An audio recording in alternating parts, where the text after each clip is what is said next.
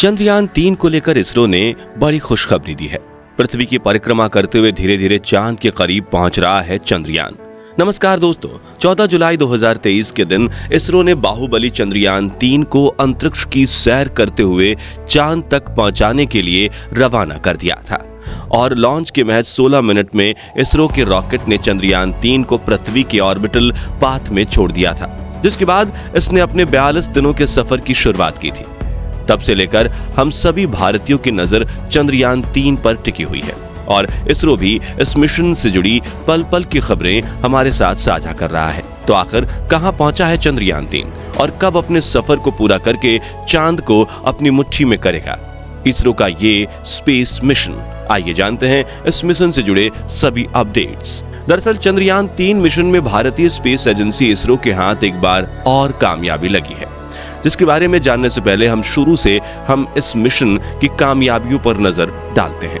तो 14 जुलाई 2023 के दिन इसरो ने अपने सतीश धवन स्पेस सेंटर के LBM-3 M4 रॉकेट के साथ चंद्रयान-3 को अंतरिक्ष के लिए रवाना किया था। ये शक्तिशाली रॉकेट हवा को चीरता हुआ चंद्रयान को अंतरिक्ष में ले गया था और फिर इसने चंद्रयान-3 को सही ऑर्बिट में छोड़ दिया था।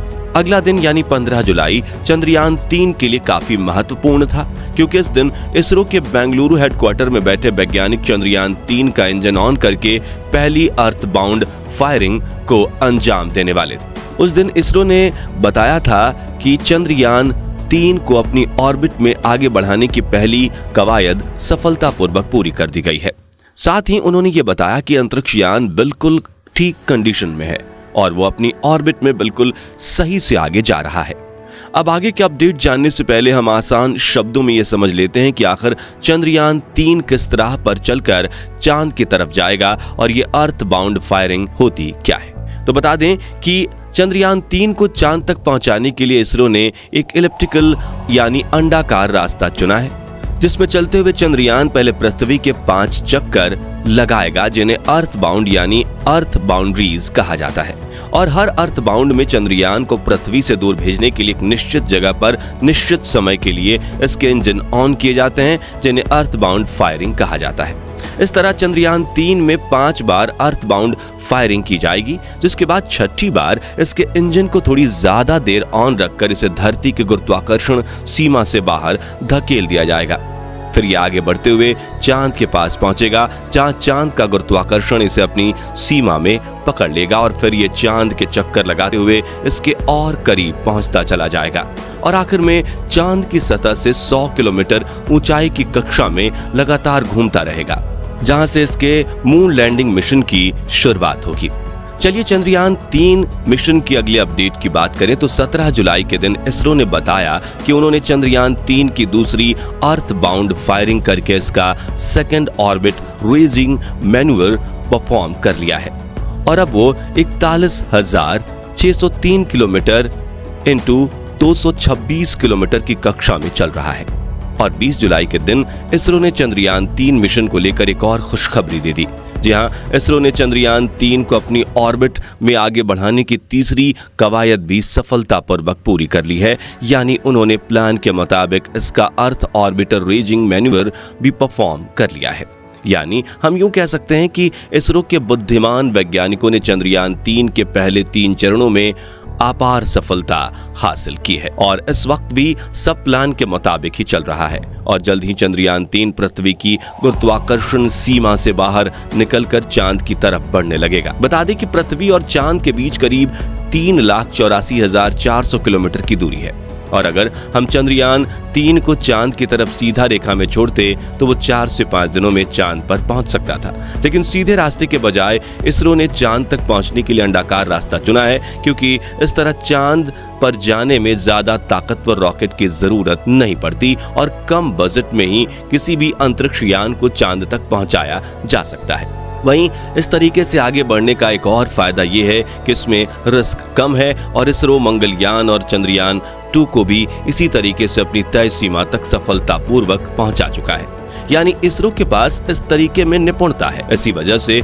इसरो ने चंद्रयान-3 के लिए भी ये एलिप्टिकल पाथ चुना है, जिसमें से चलते हुए चांद तक पहुंचने में पूरे 42 दिन लगने वाले हैं। गौरतलब है कि 5 अगस्त के दिन चंद्रयान 3 चांद की कक्षा के पास पहुंच जाएगा और लूनर ऑर्बिट इंसर्न की प्रक्रिया शुरू होगी, यानी कि इसे चांद की कक्षा में भेजने के लिए धकेला जाएगा, जिसके लिए इसके प्रपल्शन मॉड्यूल के इंजन को ऑन किया जाएगा। चांद की कक्षा में एंट्री लेने के बाद चंद्रयान 3 चांद के चक्कर लगाना शुरू करेगा और हर चक्कर में चांद के और पास चलता जाएगा और आखिर में इसे चांद की सतह से 100 किलोमीटर की ऊंचाई की ऑर्बिटर में लगातार भ्रमण करने के लिए छोड़ दिया जाएगा। इस ऑर्बिट में घूमते हुए 17 अगस्त के दिन चंद्रयान 3 का विक्रम लैंडर इसके प्रपल्शन मॉड्यूल से आगे होकर चांद पर लैंडिंग करने के लिए आगे बढ़ेगा, जबकि प्रपल्शन मॉड्यूल इसी कक्षा में परिक्रमा जारी रखेगा। साथियों, लैंडिंग इस मून मिशन का सबसे खतरनाक चरण माना जा रहा है, क्योंकि पिछली बार चंद्रयान 2 मिशन के दौरान यान का विक्रम लैंडर इसी प्रक्रिया में फेल हुआ था। हालांकि इस बार चंद्रयान 3 के लैंडर में कई बदलाव किए गए हैं और इसकी हजारों बार टेस्टिंग की गई है, लेकिन लैंडिंग का ये पल इसरो के वैज्ञानिकों के लिए बड़ी चुनौती साबित होने वाला है। लेकिन हमें हमारे इसरो के वैज्ञानिकों पर पूरा भरोसा है कि वो 23 अगस्त के दिन चंद्रयान 3 के विक्रम लैंडर की चांद के दक्षिणी ध्रुव पर सफलतापूर्वक लैंडिंग करवाकर चांद को अपनी मुट्ठी में कर लेंगे। दोस्तों, चंद्रयान 3 की लैंडिंग के लिए चांद का दक्षिणी ध्रुव इसलिए चुना गया है क्योंकि ये उत्तरी ध्रुव के मुकाबले काफी बड़ा है और दुनिया की किसी भी स्पेस एजेंसी ने आज तक चांद के दक्षिणी ध्रुव में लैंडिंग नहीं की है। ऐसे में इसरो चांद के इस हिस्से में मौजूद खजाने की खोज करने में काफी दिलचस्पी दिखा रहा है। माना जा रहा है कि इसके आसपास छाया वाले क्षेत्रों में पानी की मौजूदगी की पूरी संभावना है, क्योंकि चंद्रमा के इस इलाके में कई ऐसे बड़े गड्ढे हैं जहां करोड़ों सालों से सूर्य की धूप नहीं पहुंची है। ऐसे में यहां जमी हुई बर्फ के रूप में कम से कम 100 मिलियन टन पानी होने की संभावना जताई जा रही है। इसके अलावा चंद्रमा के दक्षिणी ध्रुव में hydrogen, ammonia, methane, sodium, mercury और सिल्वर जैसे मूल्यवान संसाधनों का खजाना मौजूद हो सकता है, जो हमें तब काम आएगा जब हम अंतरिक्ष में मानव बस्ती बसाने की खोज में आगे बढ़ेंगे।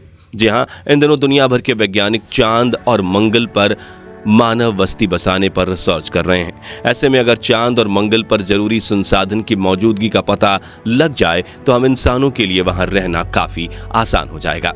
इस रिसर्च के लिए चंद्रयान 3 के विक्रम लैंडर पर कई इंस्ट्रूमेंट लगाए गए हैं। साथ ही इसके 7 प्रज्ञान रोवर भी भेजा गया है, जो लैंडर से उतरकर चांद की सतह पर आगे बढ़ेगा और डेटा कलेक्ट करके विक्रम तक भेजेगा।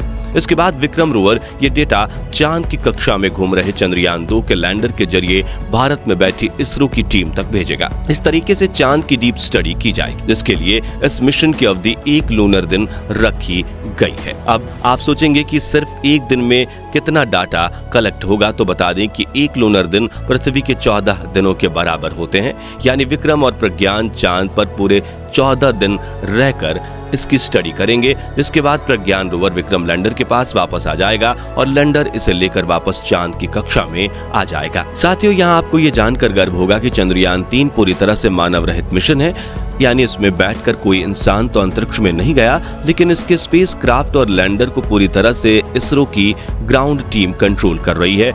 इसरो की टीम 24 घंटे इस पर निगरानी रख रही है। साथ ही इस प्रोजेक्ट का बजट सिर्फ 615 करोड़ रुपए है, जबकि दुनिया की कोई स्पेस एजेंसी नहीं है जो इतने कम रुपए में इतने बड़े स्पेस मिशन को कर पाए, बल्कि उनके मिशन में तो हजारों करोड़ खर्च हो जाते हैं। इसलिए यहाँ इसरो के लिए तालियां तो बनती हैं। दोस्तों, क्या आप चंद्रयान 3 को चांद पर फतेह करते हुए देखना चाहते हैं? अगर हाँ, तो कमेंट बॉक्स में इसरो को अपनी दुआएं जरूर दीजिए। साथ ही इस वीडियो को लाइक और शेयर करके इतना फैला दीजिए कि देश के हर भारतीय को चंद्रयान 3 जैसे महत्वपूर्ण मिशन के बारे में जानकारी मिले। और ऐसे ही रोमांचक वीडियोस देखते रहने के लिए हमारे चैनल को सब्सक्राइब करके पास वाली घंटी जरूर बजा दीजिए। धन्यवाद।